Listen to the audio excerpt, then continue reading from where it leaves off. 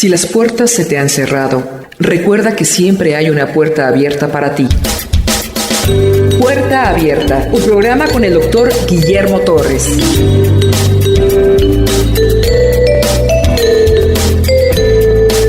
Gálatas capítulo 5. En el capítulo anterior, Pablo terminó haciendo una analogía entre Agar y Sara, la mujer de la promesa y la mujer esclava. Y hizo una analogía con los que querían hacer volver a la ley a los cristianos de Galacia. Terminado eso, comienza el capítulo 5 de Gálatas y Pablo está insistiendo en que no pueden regresar a los rudimentos de la religión y despreciar el sacrificio de Cristo. Así empieza el capítulo 5, verso 1. Permaneced, estad firmes en la libertad con la que Cristo nos hizo libres y no estéis otra vez sujetos al yugo de la esclavitud o de la ley. Pablo está diciendo que Jesús nos hizo libre de la ley mosaica. Ya no tenemos nosotros esa ley y también nos hizo libre del pecado. ¿Cómo es que quieren regresar otra vez a la esclavitud, a ponerse el yugo otra vez? Solo eso sucede cuando alguien ha sido esclavo mucho tiempo, de un día para otro lo dejas libre y él regresa a ponerse la cadena. No hay otra forma de entender esto. Está acostumbrado a ser esclavo. Pero Pablo dice, estad firmes en su identidad y en su posesión en Cristo. Nuestra posición en Cristo, que nos hizo libres de la ley y del pecado. Y el que no la cumpla todo será maldito. Verso 2. He aquí, yo, Pablo, os digo que si os circuncidáis, de nada aprovechará Cristo. ¿Esto quiere decir que Pablo está en contra de la circuncisión? No, Pablo estaba circuncidado. Pablo circuncidó a Timoteo, no así a Tito, que era griego. Pablo no es que esté en contra de la circuncisión por otra causa, por ejemplo, una cuestión sanitaria o una cuestión de que te identifique con un pueblo, el pueblo de Israel. Porque recuerden que ahorita estamos pasando en la transición que los gentiles son adoptados como hijos de Dios. Todavía hay gente circuncidada y no circuncidada. Pablo no tiene problema con que alguien se circuncide siendo judío, siempre y cuando no piense que la circuncisión es un mérito para alcanzar la gracia. Que la circuncisión no sea meritoria, que tenga o que añade algo a la salvación. No. Yo, Pablo, os digo que si os circuncidáis, de nada os aprovecha Cristo. Si alguien le quiere agregar a la obra de Cristo algo, es maldito, aún su propia obediencia, porque todo esto viene de Dios. De nada aprovechará Cristo. Si alguien está confiando en otra cosa y no en la gracia de Cristo, está desechando a Cristo y su obra suficiente en la cruz. Estás desechando a Cristo. Y ahí viene el texto donde dice que el único pecado que no se puede perdonar es la blasfemia contra el Espíritu Santo, que es no creer que Cristo es Dios. Así que si empiezas a confiar en temas de la carne, los temas de la carne es empezar a confiar en méritos personales para creer que eres salvo. Eso es empezar por la carne. Por eso es tan grave. Si te circuncidas, habla que no confías en la suficiencia de Cristo. Si empiezas a judaizarte, si empiezas a dar hebreo porque piensas que es un mérito para la salvación, y si empiezas a atender a la ley, las barbas ya las conocen, los kipas, las banderas de Israel, no tenemos nada en contra de la nación de Israel, como no tenemos nada en contra de los argentinos, de los chilenos, no tenemos nada en contra de ningún país. Pero eso que se arroguen que son el pueblo de Dios, no está en la Biblia. Seguimos. De nada os aprovechará Cristo. ¿Qué dice Gálatas 3:13? Cristo nos redimió de la maldición de la ley. ¿Por qué quieren otra vez eso? Hecho por nosotros maldición. Escrito está, maldito aquel que muera en un madero. Verso 3. Y otra vez testifico a todo hombre que se circuncida, que está obligado a guardar toda la ley. Está bien, si quieres confiar en la carne, pues circuncídate, porque quieres un mérito a tu favor. Pero el problema es que te metes en problemas muy graves, porque la ley, si tú fallas en un punto, fallaste en todo. Naciendo debes cumplir la ley perfectamente hasta morir. Santiago 2:10 dice, ¿quieren ley? Bueno, pues éntrenle, pues circuncídense, empiécense a dejar la barba, empiecen a hacer kipa, soplar el shofar en medio del culto para que el espíritu de profecía caiga en la iglesia. Esa no es la ley, es toda. Porque cualquiera que guardare toda la ley, pero ofendiera en un punto, se hace culpable de todos. Maldito es. No te metas en eso. Vive de la gracia, de lo que Cristo y la suficiencia de la sangre de Cristo en la cruz hizo. Y otra vez testifico a todo hombre que se circuncida, que está obligado a guardar toda la ley. Gálatas 5:4. De Cristo os desligasteis, los que por la ley os justificáis. De la gracia habéis caído. ¿Ya ven cómo dice pierde la salvación? Dicen algunos. Hebreos 6:4-6. Usan este texto también para decirle que la salvación se pierde. Porque es imposible que los que una vez fueron iluminados, no es que tengan la luz de Cristo, fueron iluminados por el Evangelio y gustaron del don celestial, disfrutaron algo de lo que nosotros tenemos y fueron hechos partícipes, pero no mora en ellos el Espíritu Santo, Hebreos 6:5, y asimismo gustaron de la buena palabra de Dios y los poderes del siglo venidero, y recayeron, se pierde la salvación. Tienen que analizar los dos textos bien, no se está hablando de esto. Esta gente nunca fueron salvas. Recuerden la parábola del sembrador, diferentes tierras. Hay unos que aparentan por un tiempo ser creyentes, pero no lo son porque no están fundados en Cristo, están fundados en su carne. Entonces, estos dos versículos fuertes los argumentan algunos para decir que la salvación se pierde. La salvación no se pierde en el verdadero creyente. En el falso creyente, pues nunca fue salvo. Volvamos entonces a Gálatas. De Cristo os desligasteis. Esta palabra es separarse. Se separaron de Cristo. Los que por la ley os justificáis. De la gracia habéis caído. Esta palabra caído es cuando alguien estaba aferrado a algo, se suelta y naufraga. Una cosa es naufragar y otra cosa es estar ahogado. Ya te moriste. Al náufrago puede ser rescatado, porque la palabra es naufragar. Para que vean cómo ahí mismo Pablo da la respuesta, que no se van a perder los que no se van a perder, en 5:10, Gálatas 5:10. Como Pablo sabe que tiene la esperanza que algunos van a recapacitar y van a volver a la gracia, y otros no. ¿Quiénes no?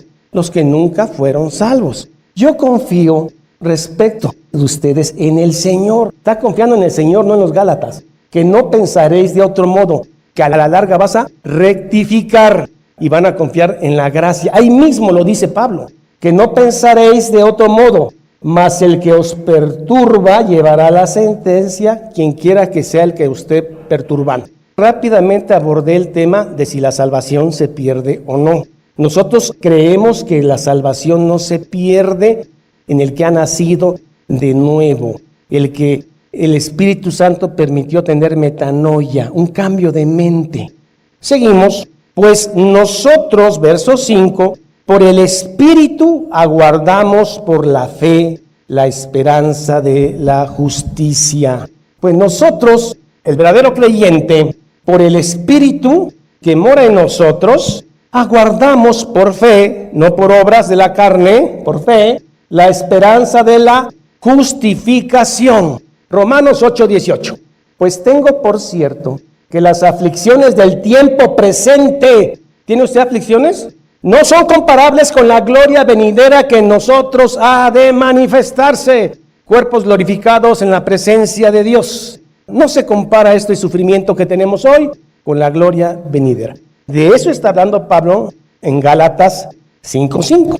Vayamos a 5:6. Porque en Cristo Jesús, ni la circuncisión vale algo, ni la incircuncisión, sino la fe que obra por el amor. No importa la circuncisión o la incircuncisión, lo que obra es creer en Cristo, que esperamos una vida nueva, cielos nuevos. Y aquí tenemos un versículo ahí mismo, Gálatas 6:15, sino una nueva creación, una nueva criatura, una nueva vida. Tienes que nacer de nuevo, metanoia. No importa la circuncisión, un nuevo ser, una nueva criatura. Eso es lo que importa. ¿Habéis nacido de nuevo o no habéis nacido de nuevo? El que no ha nacido de nuevo, aunque aparente ser cristiano, al terminar, según él va a perder la salvación. Nunca la tuvo, nunca fue salvo, se autoengañó. Gálatas 5:7. Habían confiado en la gracia en Cristo. Cuando estuve con ustedes en Galacia, se gozaban con haber sido salvos. Daban gloria a Dios, se amaban, se querían, se procuraban unos a otros. ¿Quién os estorbó para no obedecer a Cristo a través de la gracia? Iban bien, empezaron por el Espíritu, terminaron con la carne. Y vosotros corríais bien. ¿Quién os estorbó para no obedecer a la verdad? 8. Esta persuasión no procede de aquel que os llama. Un poco de levadura leuda toda la masa. Cuando algo va a ser corrompido, en proceso de corrupción, no es, por ejemplo, que usted ve una manzana sana y a las 2 horas está podrida y con gusanos. No, empieza con un proceso muy sencillo de oxidación. La manzana se empieza a pigmentar, a manchar poco a poco. Así son las iglesias, no se corrompen de un día para otro. La corrupción entra de manera pausada, suave, continua, hasta que logra contaminar toda la iglesia, porque confiaron en la carne. Esta persuasión no procede de aquel que os llama. 5:9. El leudado de una iglesia, la corrupción de una iglesia es gradual cuando usted empieza a aceptar obras de la carne, autojustificación, ego, adoración personal, y eso el pastor debe ser sabio para no permitir. Iban bien, corrían bien. ¿Quién nos estorbó? 10. Pablo tiene seguridad que los verdaderos creyentes van a rectificar y regresar a la gracia. Yo confío respecto de vosotros en el Señor, que no pensaréis de otro modo. Al final van a entender. Mas el que os perturba tiene condenación eterna, si no confía en la gracia. Seguimos el verso 11. Hay cosas que usted no las sabe hasta que entra en la carta y se da cuenta por qué Pablo está comentando esto. Dijeron que Pablo sí confiaba en la circuncisión. Es más, había circuncidado a Timoteo. Pablo dice, si confío en la circuncisión, si aún predico la circuncisión, entonces ¿por qué me están persiguiendo? Es ilógico. ¿Por qué padezco persecución todavía? En tal caso se ha quitado el tropiezo de la cruz. Isaías dice, pondré piedra de tropiezo en Sión. Toda la gente que va a tropezar en la salvación va a ser en la roca, en Cristo. No tropiezan con el tema del Padre, con Cristo tropiezan los que van a tropezar. Entonces, en tal caso, se ha quitado el tropiezo de la cruz. En Frigia, está cerca de Galacia, había una diosa de Cibele. Es una diosa mitológica griega que es jalada por 2 leones. Esta diosa, sus sacerdotes se hacían eunucos para poder servir a esta diosa. Como está cerca de Galacia, de Antioquía, les dice, ahora si eso se quieren circuncidar y quieren que ustedes se circunciden, ojalá mejor se hagan eunucos, que se castren, como los sacerdotes de Cibele. Eso está diciendo Pablo en el contexto. Ellos lo entendieron bien porque tenían el culto fuerte a esta diosa, con sus sacerdotes castrados. Ojalá se castren aquellos que os perturban, no solo que se circunciden. 5:13. Si un animal lo tienes amarrado muchos años y lo sueltas de un día para otro, él no va a pasar de su área que él conoce, aunque ya sea libre, porque ya está condicionado por años a estar amarrado. Y algo así estaba pasando aquí. ¿Por qué vosotros, hermanos, a libertad fuisteis llamados en Cristo? Libertad del pecado y libertad de la ley. Ahora sí puedes luchar contra el pecado. Te voy a decir por qué. Porque el Espíritu Santo mora en ti. Antes no podías, aunque le echabas ganas. Ahora sí puedes luchar contra el pecado y eres libre de la ley, porque el Espíritu Santo te puede capacitar si tú así lo pides. Tienes eso que el mundo no tiene, el Espíritu Santo en ti, para ayudarte a no pecar ni ofender al Señor. Solamente que no uséis la libertad en Cristo como ocasión para la carne, sino sírvanse unos a otros. ¿Ya están libres de la ley? No malentiendan, no están libres de la ley para usarlo para pecar. Abuso de la gracia. Siempre hemos atacado el abuso de la gracia, porque el abuso de la gracia no es de creyentes. ¿Qué es lo que quiso Dios con todo este caminar del ser humano en el mundo? ¿Qué quiso Dios con escoger primero un pueblo hace tantos años? ¿Qué quiso cuando mandó a su Hijo a morir en la cruz y luego llamar pueblo gentil? Quiso que nos amáramos. Es el fin de toda la ley, y el que ama al prójimo ha cumplido la ley.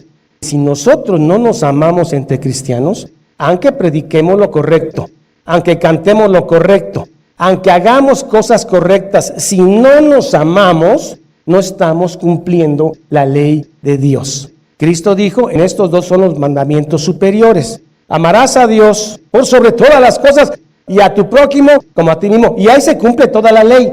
Pablo está diciendo lo mismo, porque toda la ley en esta sola palabra se cumple. Amarás a tu prójimo como a ti mismo. Habían empezado bien, se amaban, se cuidaban, y después dice, están mordiéndose como chacales, porque toda la ley, la ética del Antiguo Testamento, no las leyes, la ética del Antiguo Testamento y la del Nuevo Testamento es la misma. Amar a Dios y al prójimo como a ti mismo.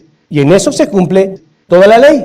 Si una iglesia no se ama, no está cumpliendo el mandato principal. Puede cumplir un montón de reglas, ya vimos el legalismo, y pueden sentirse autojustificados por eso, pero si no se aman, no están cumpliendo nada. Porque toda la ley en esta sola palabra se cumple. Amarás a tu prójimo como a ti mismo. Antiguo Testamento, Levítico 19:18. No te vengarás, ni guardarás rencor a los hijos de tu pueblo, sino que amarás a tu prójimo como a ti mismo. Yo, Yahvé. ¿Cómo te identifican a ti como cristiano? No tomo, no fumo, no voy al cine, voy a la iglesia. Eso también lo hacen no creyentes. Hay no creyentes que no toman, no fuman. No, si algo debe identificar al cristiano es que tiene el fruto del Espíritu Santo. Eso debe identificar a un verdadero creyente. Antiguo Testamento, amarás a tu prójimo como a ti mismo. Nuevo Testamento, Mateo 22:37. Jesús le dijo, amarás al Señor tu Dios con todo tu corazón y con toda tu alma y con toda tu mente. 38. Este es el primero y el grande mandamiento. 39.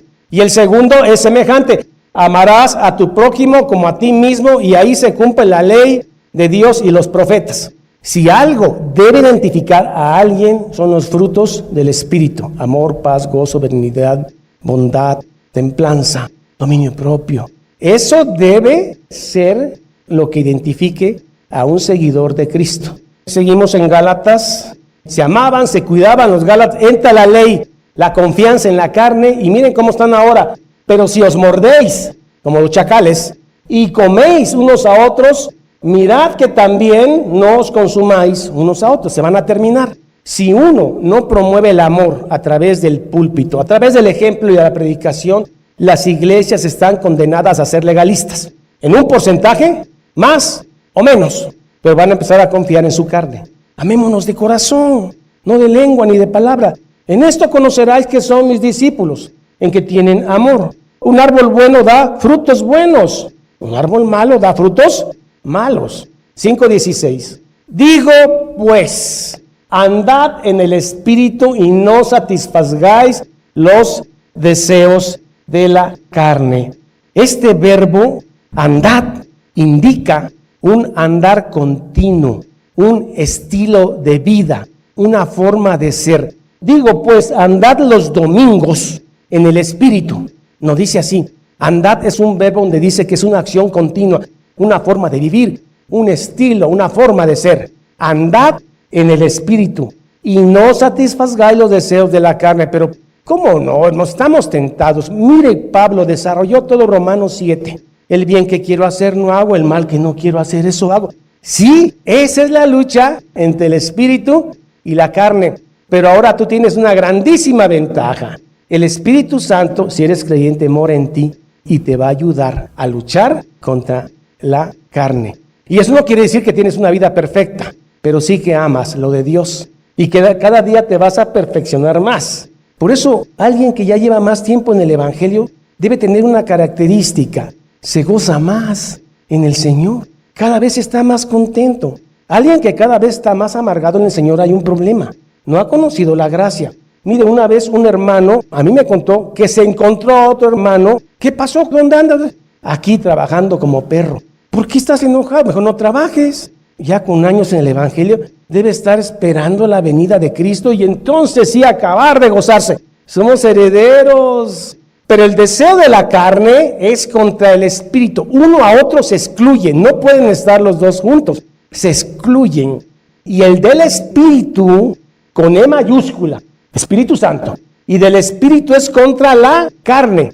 Nosotros nacimos de nuevo. Es necesario nacer de nuevo. Entonces ya eres un espíritu nuevo. El Espíritu Santo mora en ti, pero hay una carne que no ha muerto. Y la carne reclama sus derechos. Y entonces establece una lucha entre ti, entre el Espíritu y la carne. Y vea todo esto que le sucede al apóstol Pablo en Romanos 7. Lo que no quiero hacer, eso hago. Pero ahora ya no lo quiere hacer y le pide al Espíritu Santo que lo ayude. Estos se oponen entre sí, son antagónicos, para que no hagáis lo que quisieres. Seguimos, 5:18. Pero si sois guiados por el Espíritu, ya no están bajo ninguna ley. Para los frutos del Espíritu Santo no hay ley humana ni hay ley de Dios, solo la ley del amor. San Agustín de Hipona tiene una famosa frase que dice: ama y haz lo que quieras. Pero habla del amor ágape. Cuando alguien ama, no ofende. Ama y haz lo que quieras. Te amo, pero te golpeo porque así soy yo. Pues eso no es amor, eso es locura. Pero si sois guiados por el Espíritu, no estás bajo ninguna ley. Ya fuimos justificados por Cristo y pecadores al mismo tiempo, hasta que seamos glorificados. Por eso sufrimos por el pecado. Por eso lloramos cuando pecamos, porque nos duele mucho pecar contra el Señor. Justificados por Dios, por su sangre, pero pecadores de una carne que se niega a morir. Versos 19 al 21. Las obras de la carne está en plural. Son varias y un pecador puede elegir qué pecar o qué no pecar. Puede elegir su propio veneno. También un creyente que no anda en el Espíritu puede elegir qué pecado. Yo puedo decir: mañana tendré una noche de orgía. El miércoles tengo una borrachera. El jueves un adulterio. Puedes elegir tu pecado, obras de la carne. No todos los pecadores que están sin Cristo presentan todos estos pecados, ni con la misma intensidad. Algunos no tienen en su agenda de pecado el adulterio. Tienen el robar, el decir mentiras, pero el adulterio no, es muy malo. Eso sí, Dios no lo perdona. Ese es un pecado muy grande. El chismito y el robar un poco, pues no es tan problema, porque ellos no han nacido de nuevo. Ellos pueden elegir ese pecado que quieren hacer. No todos los inconversos son tan perversos como otros. Ni todos tienen el mismo pecado ni la misma intensidad de pecado. Entonces, de acuerdo a eso, yo hice una clasificación de los no creyentes, los que no han conocido a Cristo. Perversos, o sea, depravados, muy malos. Ya no son perversos, solamente son muy malos.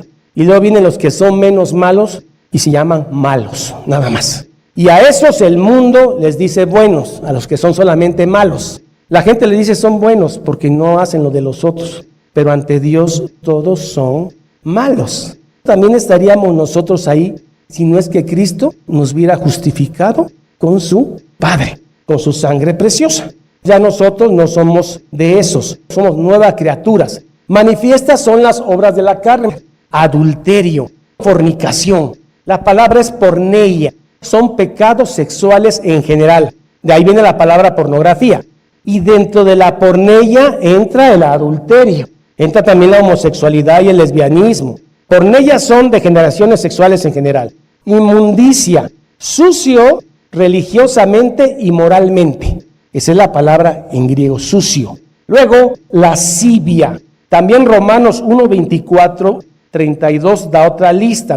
Y 1 Corintios 6, 9 a 10 da otra tercera lista de estos pecados y variaciones.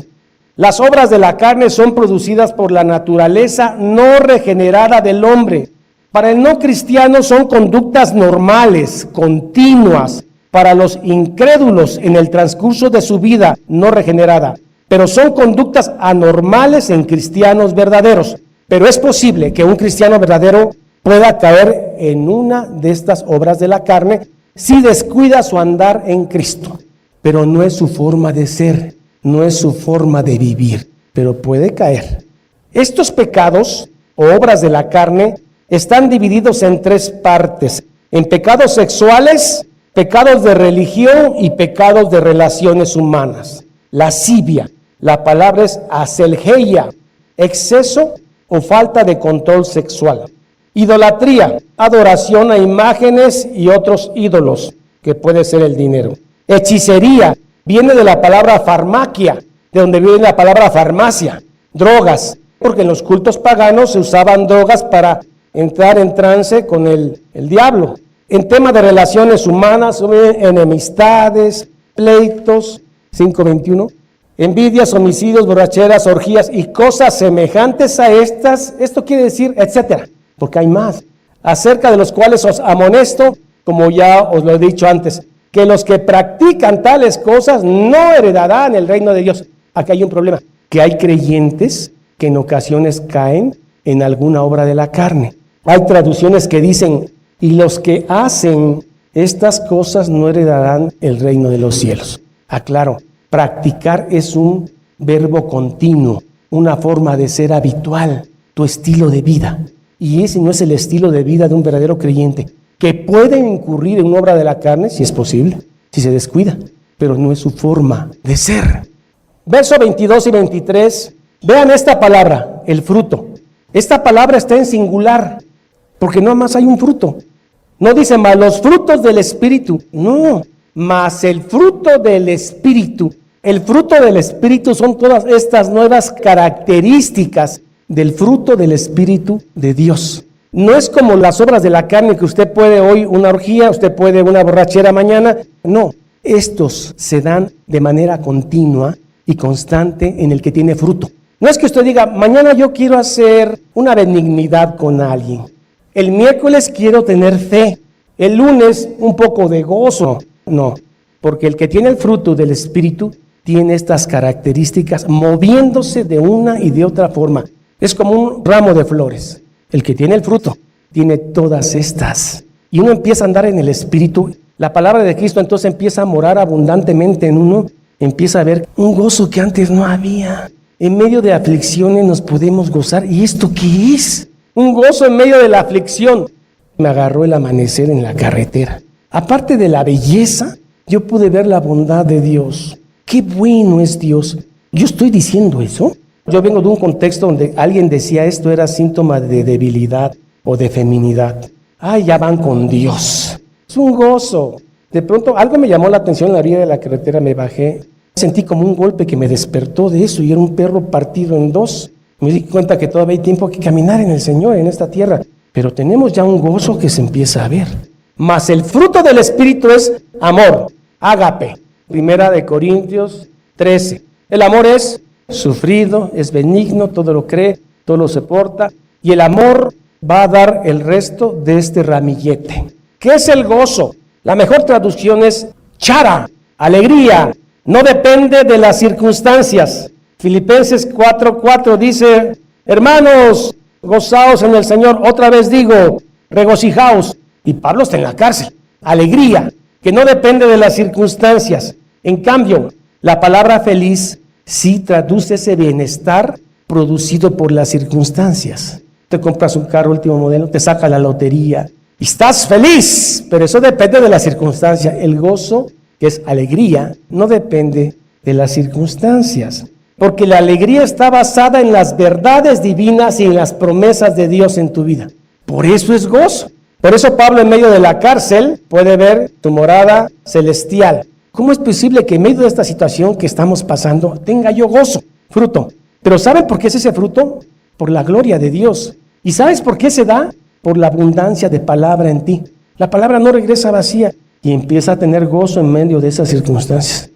1 de Pedro 1:8 dice, a quien amáis sin haberle visto, Cristo, en quien creyendo, aunque ahora no lo veáis, os gozo, chara, alegras, con gozo inefable. ¿Cómo le explicas a alguien que no ha nacido de nuevo que tienes gozo? Nosotros tenemos este gozo por las promesas de Dios. Juan 16:20, cuando Jesús le habla a Pedro y le dice: Pedro, el viernes vas a llorar, lo crucifican, y el mundo va a disfrutar, pero el domingo tendrás gozo. De cierto te digo que vosotros lloraréis y lamentaréis. Aunque vosotros estéis tristes, vuestra tristeza se convertirá en gozo, domingo en la noche. Cristo prometió venir y vino. Cristo prometió regresar y vendrá, Señor. Volvamos a Gálatas 5, 21, 22. Paz, la palabra es eirene, tranquilidad de mente al saberte salvo. Todas estas se dan juntas, unas con menos intensidad que otras, pero se dan juntas. Todas las cosas ayudan a bien a los que están en Cristo Jesús. La paz que sobrepasa todo entendimiento, Filipenses 4:9, no está sujeta a circunstancias tampoco. Paz, paciencia, macrotumia, amplia tolerancia frente a las ofensas y heridas producidas por otros. Efesios 4:2 dice: soportándose con paciencia, con macrotumia, unos a otros en el amor de Cristo. Benignidad. Benignidad es chrestostes, consideración tierna hacia los demás, deseo verdadero de tratar a otros con bondad.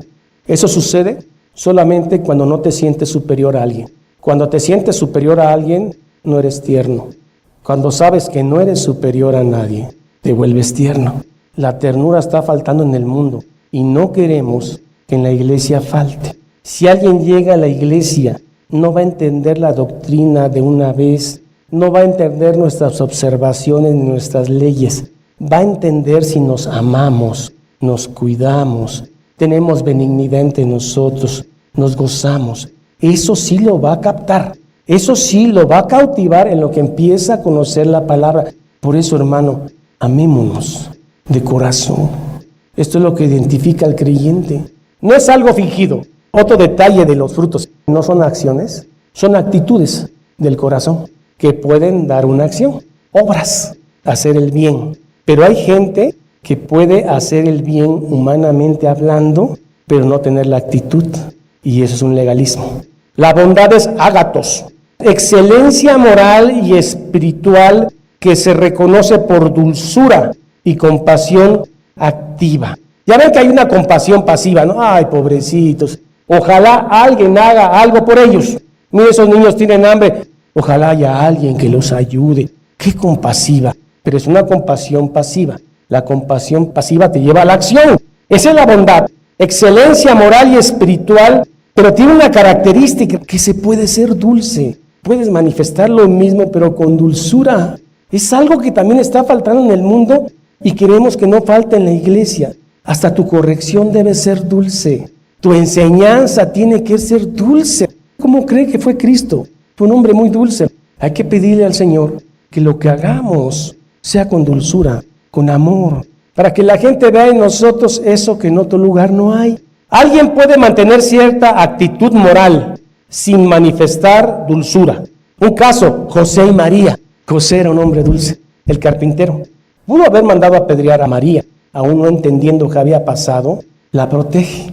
Es un hombre dulce. Mansedumbre y templanza no se aplicaron a Dios en su poder, se aplican a Cristo en la tierra. Cristo fue manso, el poder bajo control. Pudo haber destruido a todos, romanos, judíos, fariseos, saduceos, con solo un guiño de sus ojos.